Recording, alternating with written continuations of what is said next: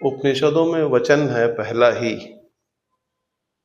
मुझे अब याद नहीं है मुझे कौन से उपनिषद का है।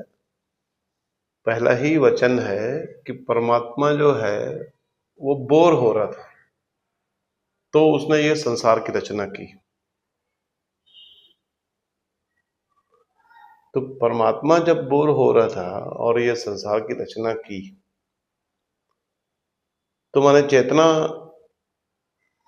को उन्होंने विस्तीर्ण किया, चेतना को उन्होंने फैलाया, तभी तो ये सब जगत बना और ये सब चीजें बनी।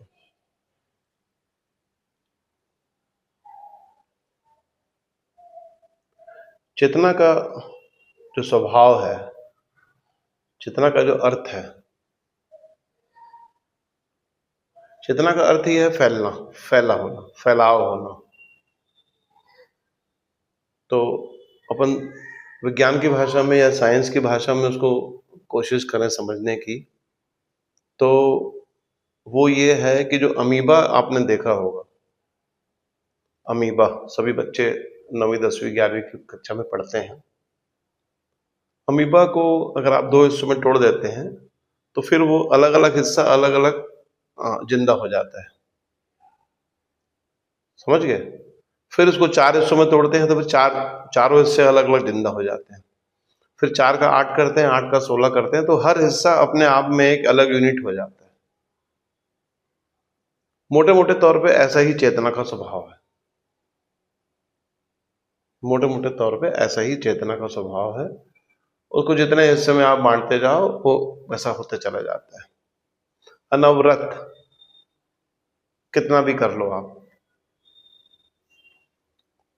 और भी उससे बारीक है चेतना का जो सिद्धांत या सिद्ध चेतना का जो समय है, वो और भी बारीक है उससे। वो बारीक कहने का मतलब ही यही है कि चेतना बस है पन में है। जैसे अभी आप यहाँ हो, तो आपके होने के लिए कुछ कुछ और चीज की जरूरत है क्या?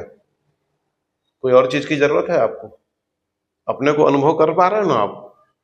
तो उसके लिए क्या कोई ध्यान किए? उसके लिए कोई क्या विधि किए? कुछ नहीं। तो चेतना का स्वभाव ये है ज्ञान, वो तत्क्षण ज्ञान होता है। जैसे अभी आप ये ट्यूबलाइट देख रहे हो, तो ट्यूबलाइट को आपने देखा तो आपको तत्क्षण ज्ञान हुआ कि नहीं हुआ कि इसके लिए कुछ किया आपने? ये चेतना का स्वभाव है ज्ञान।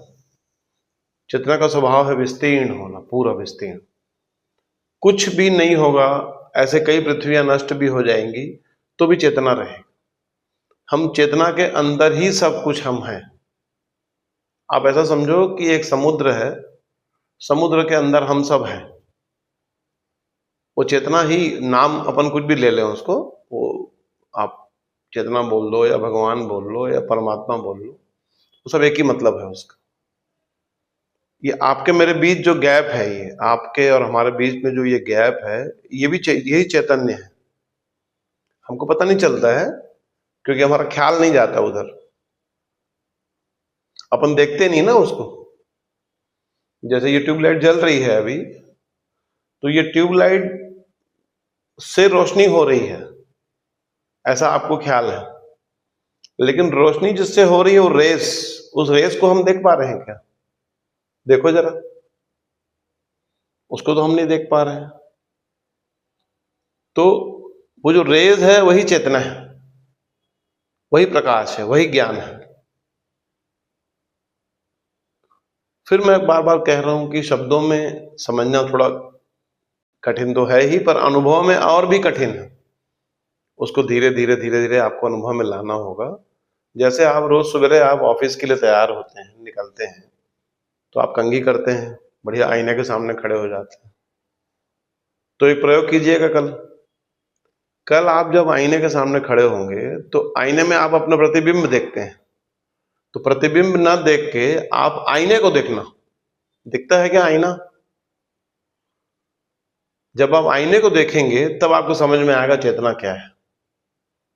ऐसे ही जब कोई सूर्य के प्रकाश जब आपके घर के ग्लास से अंदर आता है, तो आप प्रकाश को देखते हैं, लेकिन ग्लास को देखते हैं क्या? नहीं देखते। ऐसे ही जब आप तैयार होते हैं, जब आईने में खड़े होते हैं, तो आप आईने में अपना प्रतिबिंब देखते हैं और चले जाते हैं, लेकिन आईने को नहीं देख पाते। तो ये जो आईने को देखना है, वही एक चेतना का स्वभाव है। चेतना का स्वभाव है ये देखना। वो जिसको साक्षी भाव अपन कहते हैं या साक्षी होना कहते हैं, वो मतलब ही है उसका देखना। वो देखना अपन जिस दिन सीख गए, तो चेतना में होना सीख गए। अभी तत्क्षण हो सकते हो, देखो आप हमें देख रहे हो, तो इसके लिए कुछ ध्यान धर्म किए, क्या किए? दिख रहा है कि नहीं दिख रहा है? दिख रहा है ना? तो बस इतना सरल सा तो काम है। लेकिन हमारे मन को क्या है, खुजली है। मन की खुजलियों को पहचानना बहुत जरूरी है। वही मन को जितना आप समझते जाएंगे, जितना आप उसको मन की परतें उघाड़ते जाएंगे, उतना चैतन्य प्रकट होता जाएगा।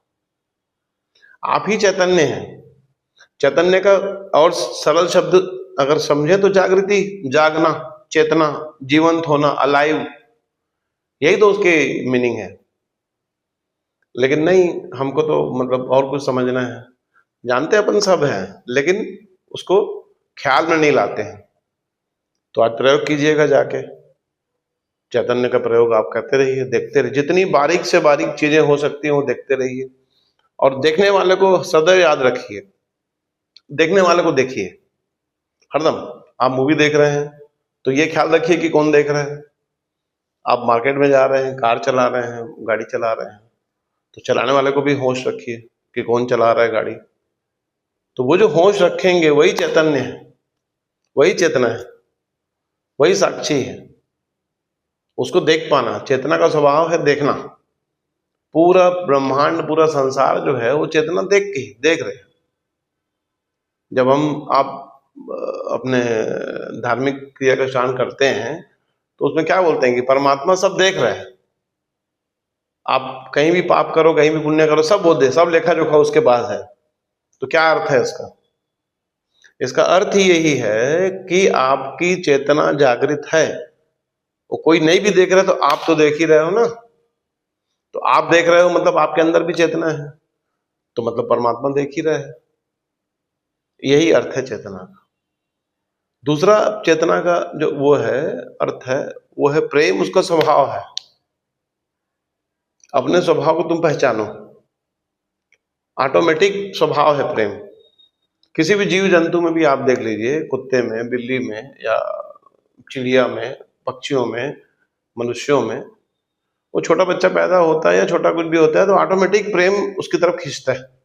खींचता है कि नहीं खींचता है? तो चेतना का स्वभाव ही है प्रेम। चेतना का स्वभाव ही है जागृति, देखना, वॉच। इन सब चीजों को आप जब समझ जाएंगे तो ऑटोमेटिक आप चैतन्य हैं। आप खुद चैतन्य हैं। देखिए, आपका दिल धड़क रहा है, आप बैठे हैं, सुन रहे हैं, चैतन्य हुआ कि नहीं? मुर्दे को तो चैतन्य नहीं बोलते अपन, उसको तो 2-4 घंटे में जला के आ जाते हैं।